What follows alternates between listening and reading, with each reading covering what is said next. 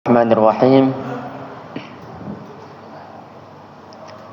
Assalamualaikum warahmatullahi wabarakatuh.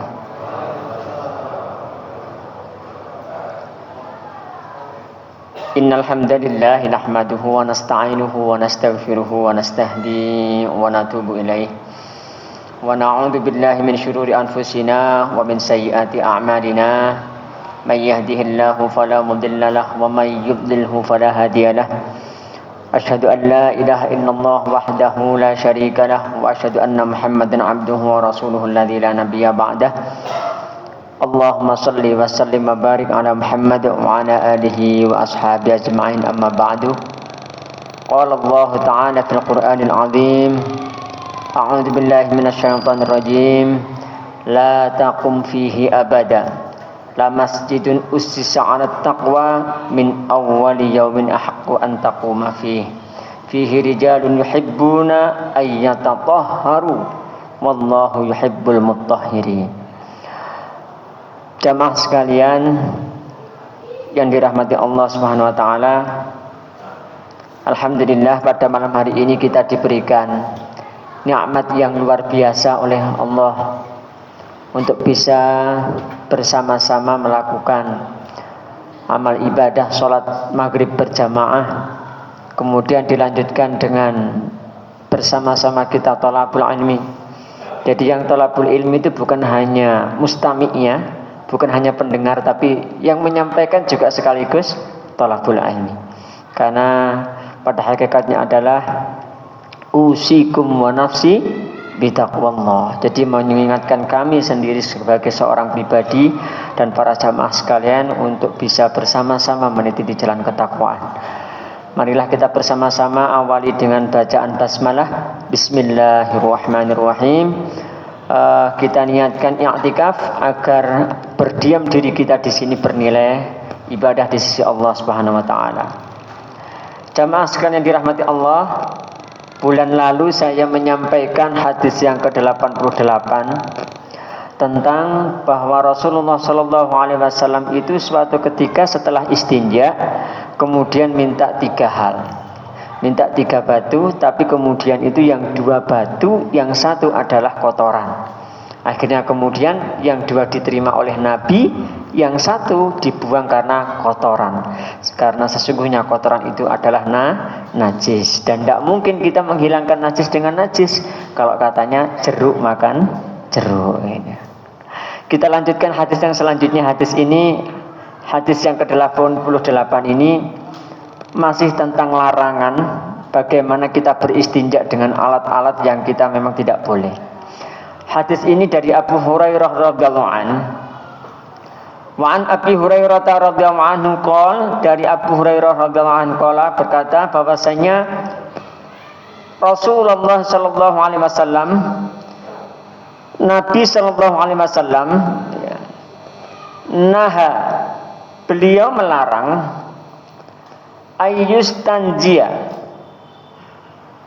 untuk beristinja bi'azmin, dengan menggunakan tulang, aurausin, atau dengan kotoran hewan. Waqala, kemudian Nabi sallallahu alaihi wasallam bersabda, innahuma, sesungguhnya kedua hal itu, tulang dan juga kotoran hewan, la yutahhirani, dua-duanya tidak bisa menyucikan. Rawahu Ad-Daraqutni wa sahahu, dan diriwayatkan oleh Imam Ad-Daraqutni sebagai hadis yang sahih. Jamaah sekalian, di sini Rasulullah SAW melarang kepada kita untuk menggunakan 2 hal sebagai alat untuk bersuci, yaitu tulang dan kotoran hewan. Kenapa? Ya, ada beberapa hal. Bahwasanya kalau tadi kita yang lalu itu terakhir menyampaikan tentang masalah batu diterima kemudian kotoran ditolak karena najis, maka sekarang kotoran sudah jelas kita tahu alasannya. Lalu bagaimana dengan tulang? Tulang itu tidak bisa menyucikan. Ada hikmah lain di balik itu, di balik larangan tulang dipakai sebagai alat untuk beristinja. Napa kinten-kinten? Karena tulang adalah sebagaimana penjelasan riwayat Imam Bukhari bahwasanya Abu Hurairah radhiyallahu an pernah bertanya kepada Nabi. Tanyanya Abu Hurairah ini begini. Ya Rasulullah, wahai Nabi, ma balul admi? Apa yang dimaksud dengan tulang itu, wahai Nabi? Kemudian faqal, Rasulullah SAW menjawab, hiya utawi ang aran tulang, ya.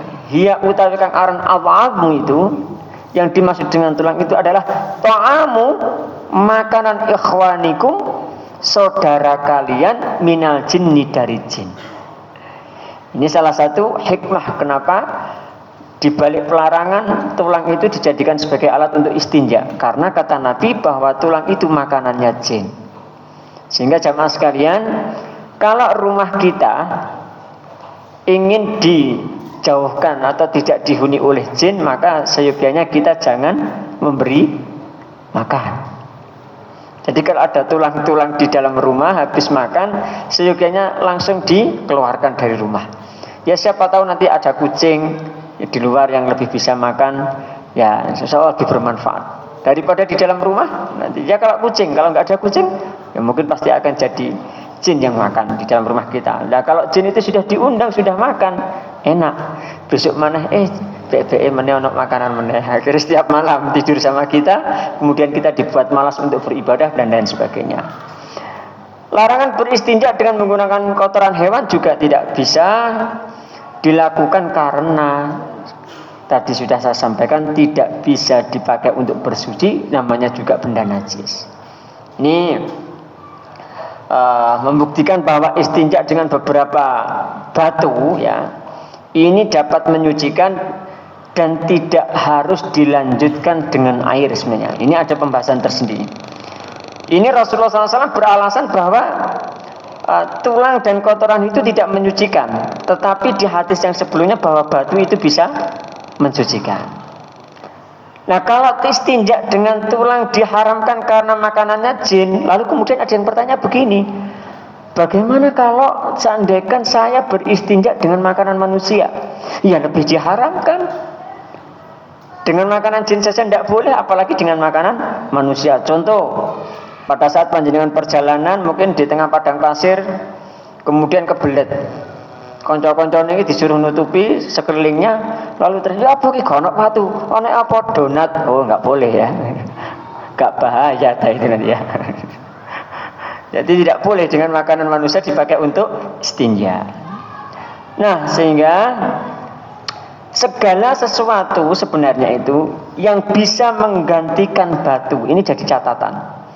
Apa saja itu, bisa dahan, kayu juga boleh, kain, kalau mungkin tisu yang sekarang ini sedang biasanya sudah lazim termasuk ketika di pesawat dan lain sebagainya, bahkan di hotel-hotel.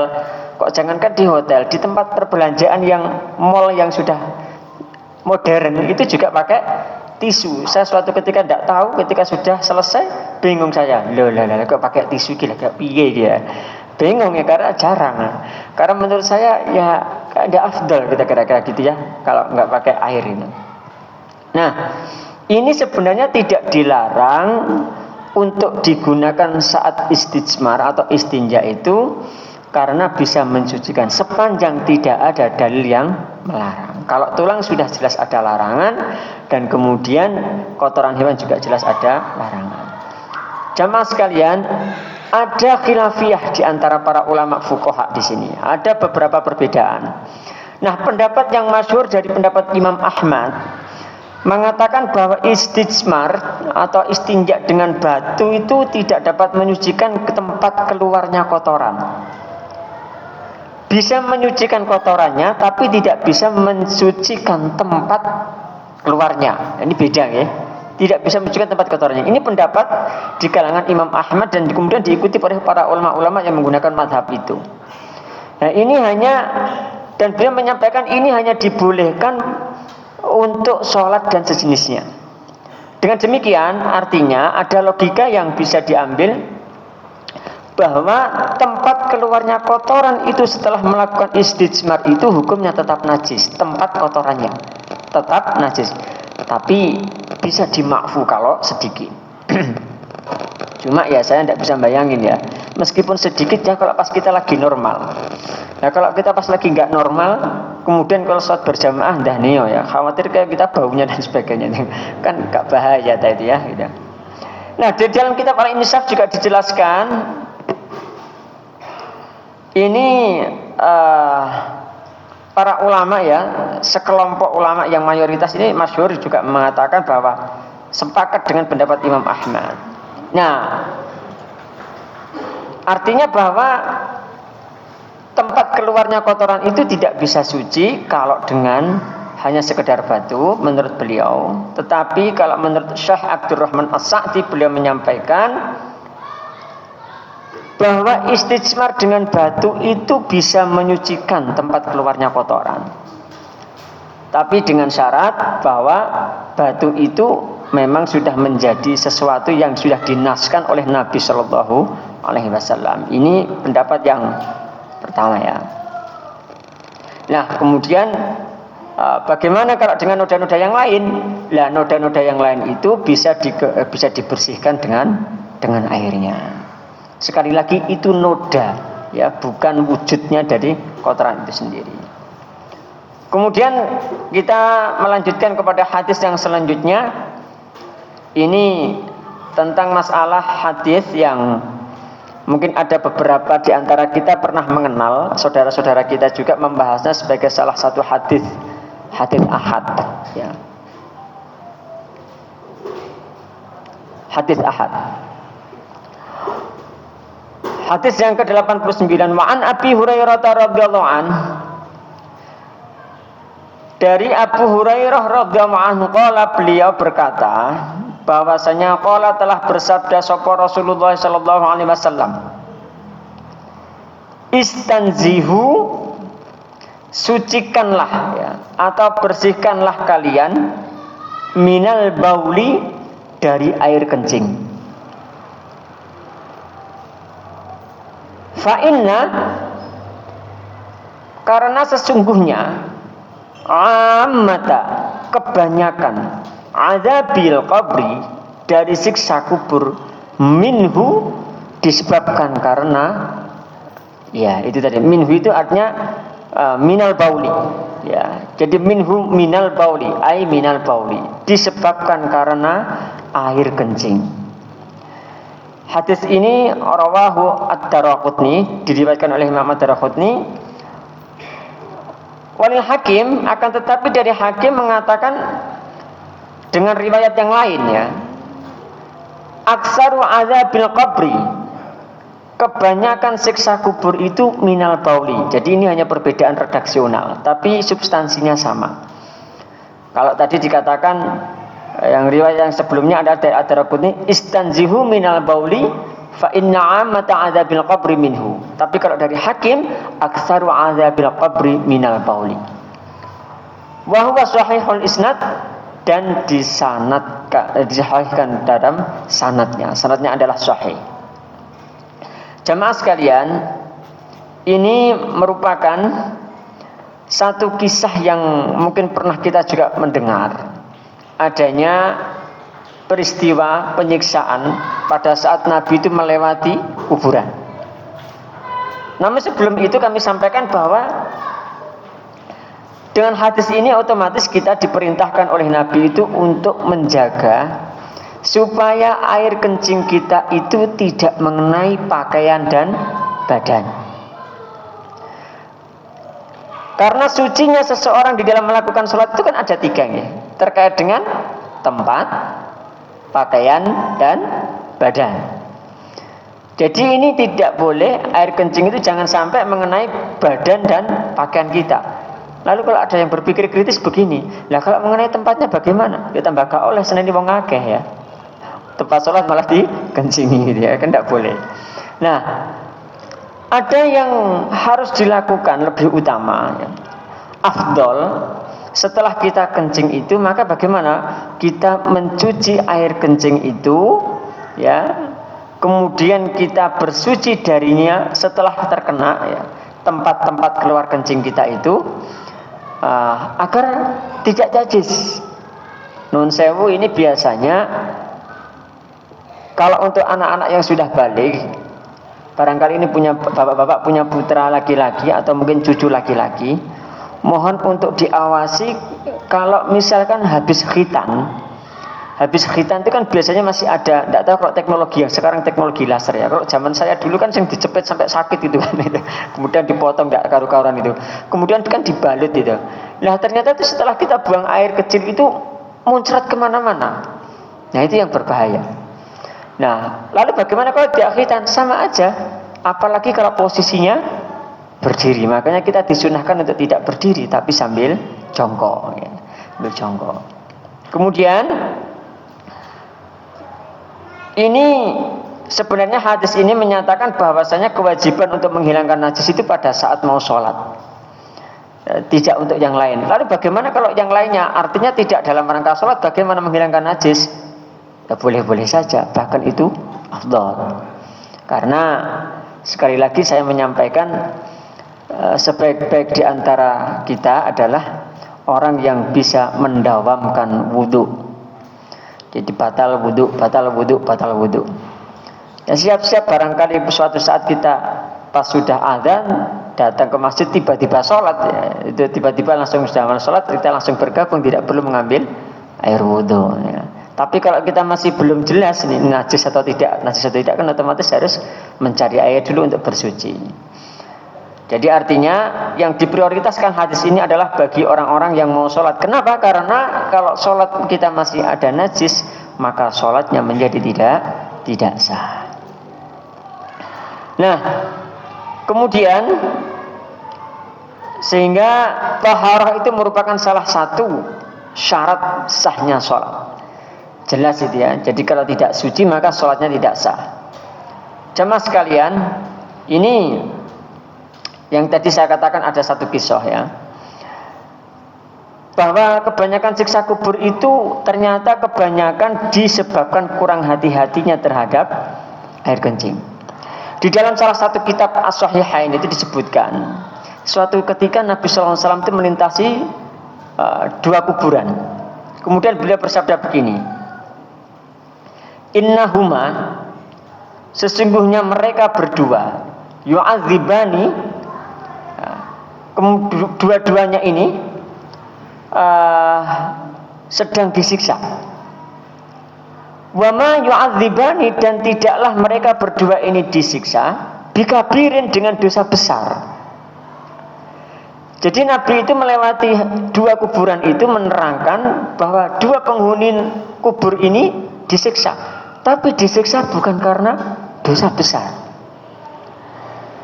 Kemudian disebutkan amma ahaduhuma, salah satu dari keduanya itu fakana ya, yaitu disebabkan karena la yastabri'u, karena tidak bersuci minal bauli, dari air kencing. Ini yang pertama. Jadi yang pertama, kubur yang pertama itu karena tidak bersuci dari air kencing.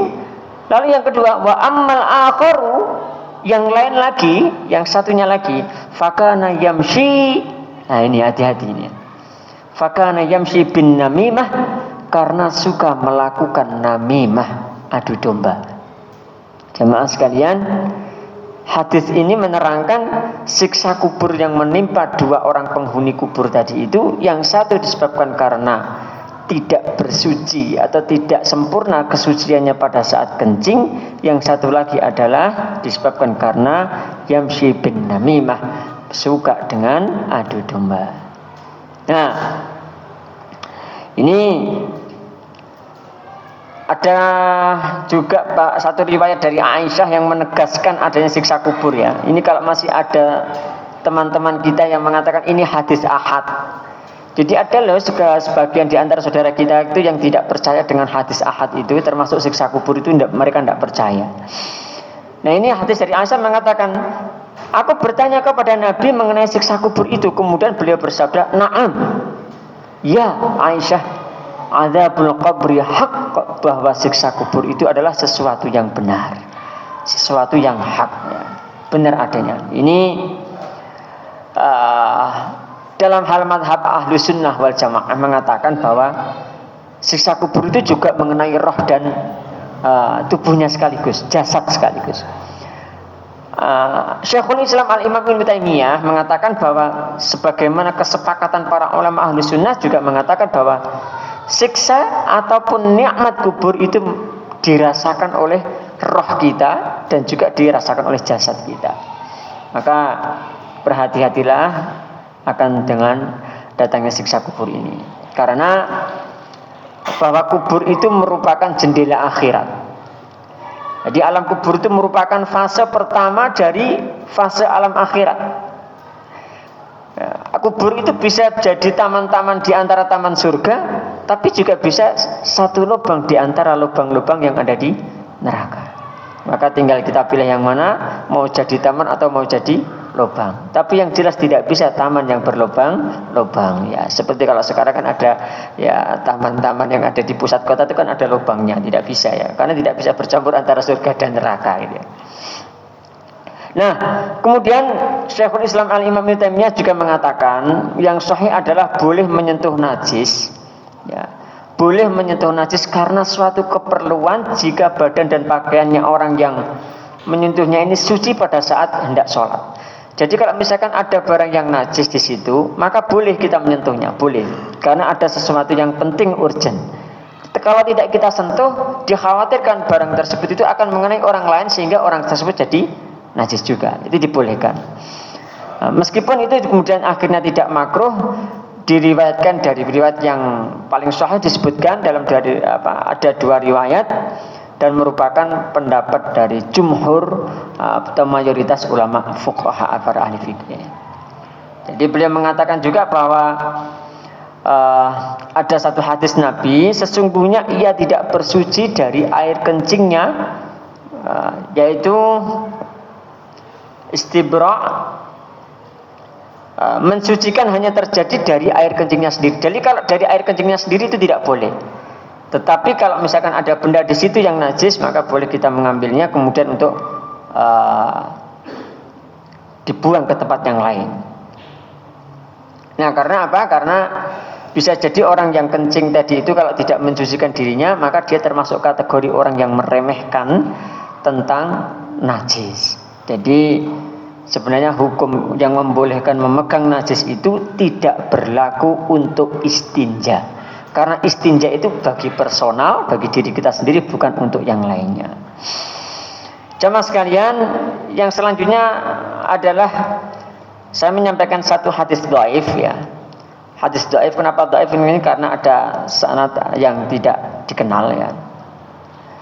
Wan Suraqah ibn Malik, dari Suraqah ibnu Malik radhiyallahu anhu, qala, mereka mengatakan bahwasanya allamana, bahwa Nabi mengajarkan kepada kami, telah mengajarkan kepada kami sallallahu alaihi wasallam, Nabi sallallahu alaihi wasallam fil khala'i, tentang tata cara buang hajat di atas water closet, di atas kloset gitu.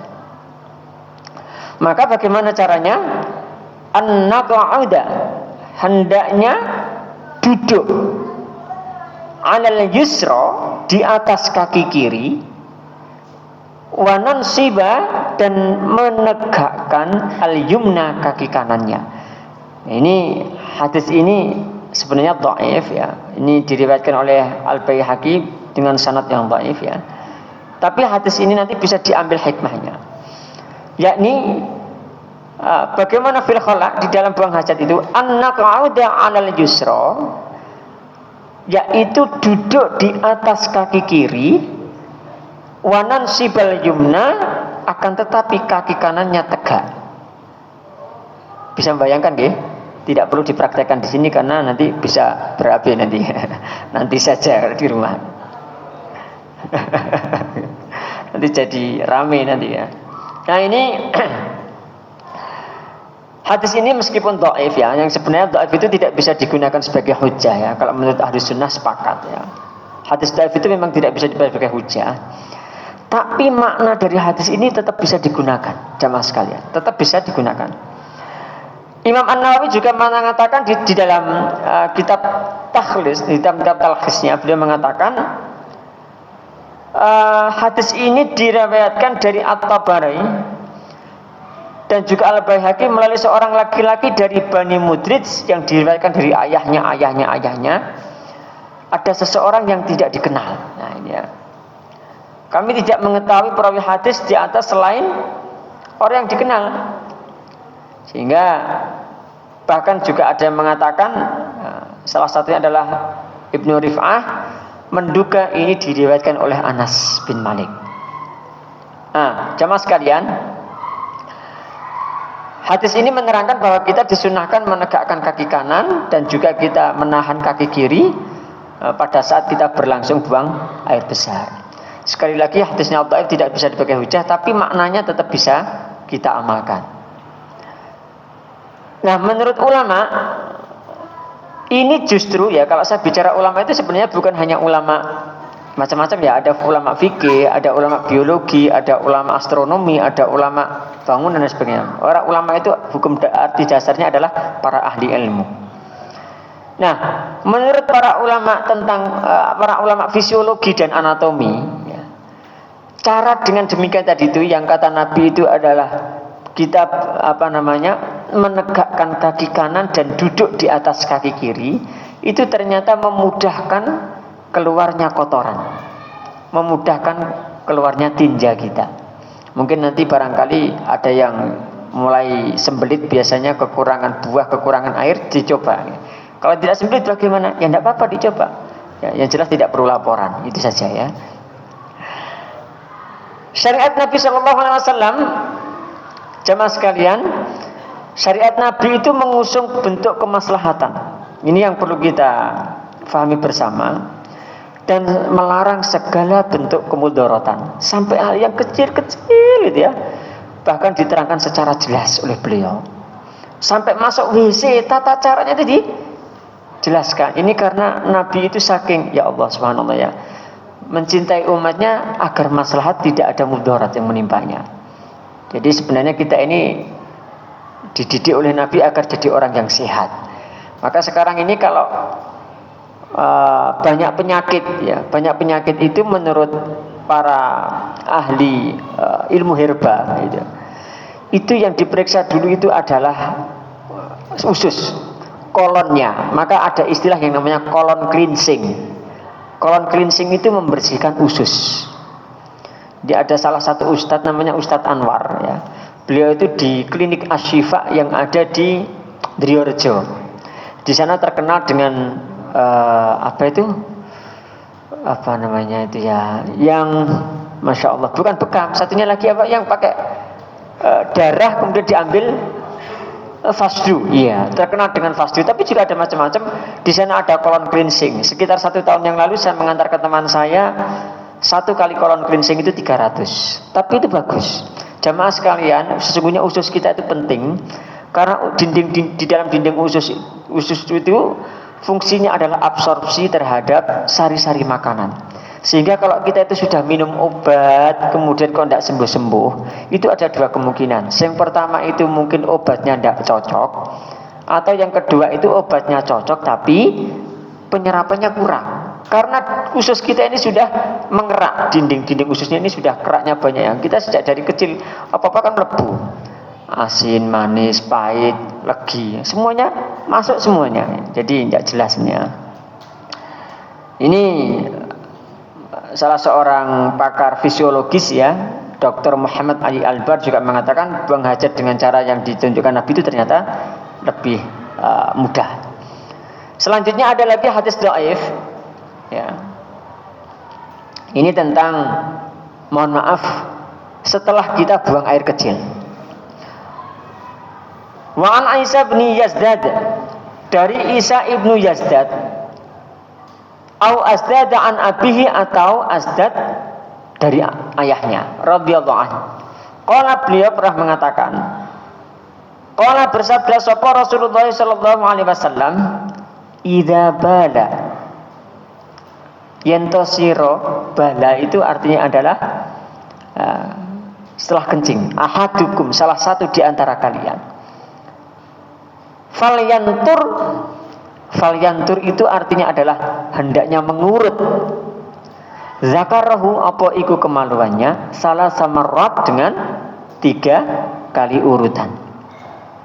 Jadi falyantur zakarahu salah samarrat, hendaknya mengurut kemaluan sebanyak 3 kali.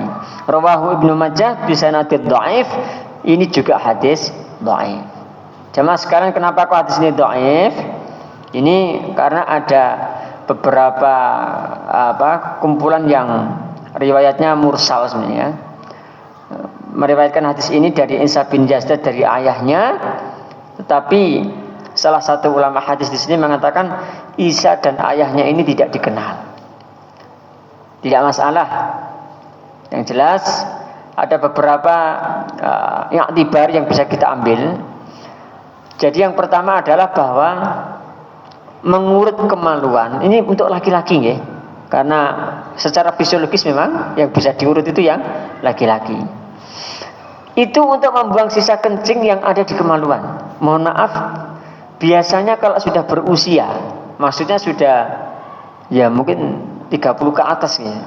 Ya ini kadangkala itu ada sesuatu yang tertinggal. Merasa tertinggal. Ada cara lain yaitu kalau saya membiasakan dengan berdehem. Dulu saya diajari oleh kiai saya itu berdehemlah. Nah, itu 3 kali. Tapi dehemnya ditekankan pada perut bagian bawah. Bukan di atas saja. Kalau di atas nanti dikiranya menggoda orang yang lewat itu, padahal tidak. Jadi dehemnya begitu supaya mengeluarkan air kencingnya itu. Apalagi kalau pengantin baru. Pengantin baru itu wajib ya menurut saya, tapi ini jangan dijadikan sebagai hujah. Saya tidak pernah mewajibkan secara syar'i karena tidak boleh. Kalau Nabi Allah dan Rasul tidak mewajibkan, ya jangan sekali-kali mewajibkan. Tapi menurut saya hendaknya melazimkan ini mengurut atau berdehem. Karena biasanya karena manten baru itu kan masih begitu ya semangatnya, sehingga ada potensi madhi itu yang tertinggal di dalam zakarnya itu. Nah, madhi itu kadang-kadang keluar ya, yang namanya juga masih ya segres ya. Beda kalau sudah sepuh-sepuh begini. Itu kan biasanya begini, itu berbahaya. Nah, ini juga menunjukkan adanya sunnah mengurutkan 3 kali. Nah, apa hikmah dibalik itu semuanya? Mengeluarkan sisa air seni. Termasuk juga mengeluarkan sisa air mani. Meskipun air mani itu tidak najis, tapi berarti sekaligus membersihkan kotoran. Karena kita tidak tahu mana mani, mana madhi. Siapa tahu sudah tercampur. Maka untuk dalam rangka kehati-hatian hendaknya ya sudah dikeluarkan saja di urat ya. Ini supaya bersih dari air kencing. Ini sangat masyhur ya di kalangan mazhab Imam Ahmad bin Hanbal, yang kemudian juga diikuti oleh para sahabatnya beliau dan juga para ulama di kalangan Imam Ahmad. Adapun Syekhul Islam Imam Ibnu Taimiyah Ibnu Taimiyah itu mengatakan bahwa mengurut kemaluan itu adalah bid'ah. Karena menurut beliau air kencing itu keluarnya secara alami gitu. Ya. Ada pendapat yang lebih ringan lagi. Ini dari Asy-Syaikh Abdurrahman As-Sa'di. Beliau mengatakan bahwasanya yang benar adalah tidak disunnahkan mengusap dan mengurut karena tidak ada dalil yang kuat. Ya. Lagi pula ini juga bisa menimbulkan rasa was-was khawatir. Tetapi kalau saya tadi mengatakan, kalau saya mengambil ininya, i'tibar dari hadis ini, sebenarnya bukan dalam rangka was-was, tapi berhati-hati. Kalau seandainya setelah berhati-hati kemudian kok ada, ya kita mengambil pendapatnya Imam Ahmad tadi itu atau pendapatnya Syekhul Islam Ibnu Taimiyah karena keluar secara alami. Ya sudah, kita sudah ikhtiar. Jadi kalau suatu saat nanti dikubur ditanya, itu medal piyambak ya napa kula mboten saged ya. Nggih pun cepat jenengan siksa kula nggih ngapunten nggih. Kula niki tiyang biasa ngoten mawon nggih. Imam An-Nawawi juga mengatakan seharusnya tidak diikuti hal-hal yang samar karena bisa mengakibatkan rasa was-was. Maka hendaklah kita sering-sering mengamalkan 3 kul itu ya, Al-Ikhlas, Al-Falaq dan juga An-Nas. Yang terakhir dari bab ini sebelum masuk Isya ya, Ini juga termasuk hadis dhaif ya, sanadnya dhaif. Ini tentang bahwasannya Allah SWT ini memuji penduduk Kuba. Wa an Ibnu Abbasin, dari Ibnu Abbas radhiyallahu anhuma, qala, beliau mengatakan, anna Nabiya sallallahu alaihi wasallam, bahwasanya Nabi sallallahu alaihi wasallam sa'ala,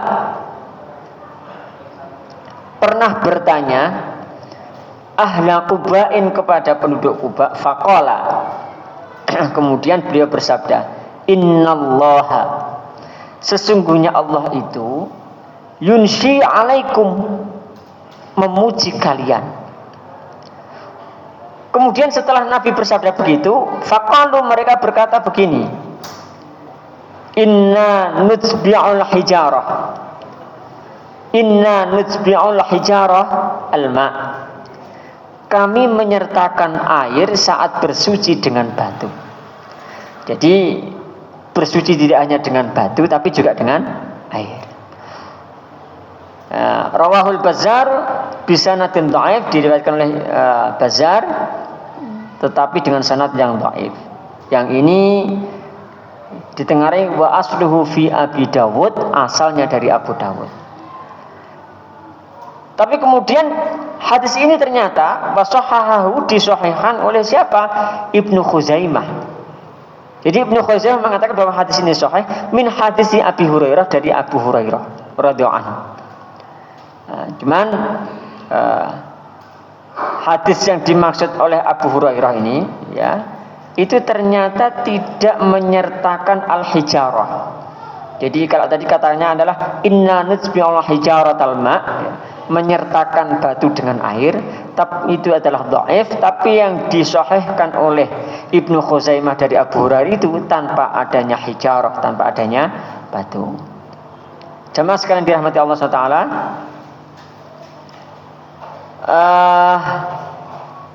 ada ayat libar di sini. Yang pertama adalah bahwasanya Allah SWT memuji penduduk Kuba. Salah satu kabilah Khazraj ya. Siapa dia? Bani Amr bin Auf. Dengan firman-Nya tadi sebagaimana ayat yang saya kutip di awal tadi itu pada saat muqaddimah di dalam surat At-Taubah ayat 108 yang bunyinya adalah la taqum fihi abada la masjidun ussisa 'alat taqwa. Ya. Tetapi kalau di sini yang pertama adalah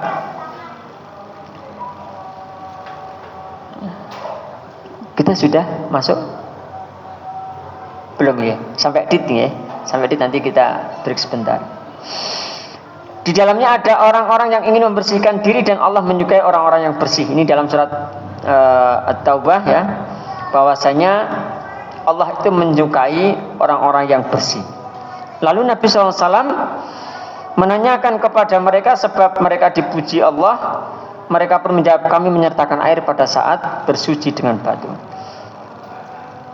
Ini berarti menjelaskan bahwa bersuci itu bisa dengan batu, lalu kemudian disempurnakan dengan air. Untuk apa? Untuk menambah kesempurnaan itu, sehingga tidak ada noda-noda yang membekas ya. Sehingga istinja itu ada 3 cara. Yang pertama adalah yang paling sempurna dengan batu lalu diikuti air untuk menambah kebersihan. Yang kedua cukup dengan menggunakan air saja, itu boleh. Atau yang ketiga, yang terendah ini hanya menggunakan batu saja karena air lebih membersihkan ya, dan menghilangkan najis daripada batu, maka batu saja itu adalah cara yang terendah. Wallahu a'lam bishawab. Insyaallah bulan depan kita akan memasuki bab baru, yaitu babul ghusli wa hukmul junubi, yaitu tentang mandi dan hukumnya junub. Aku qouli hadza li walakum astaghfirullahaladzim. Pas sudah waktunya adzan Isya. Al-haqqu mir rabbika fala takunanna minal mumtarin. Kita tutup bersama-sama dengan doa kafaratul majlis. Subhanakallahumma wa bihamdika asyhadu an la ilaha illa anta astaghfiruka wa atubu ilaik. Ihdinas siratal mustaqim. Assalamualaikum warahmatullahi wabarakatuh.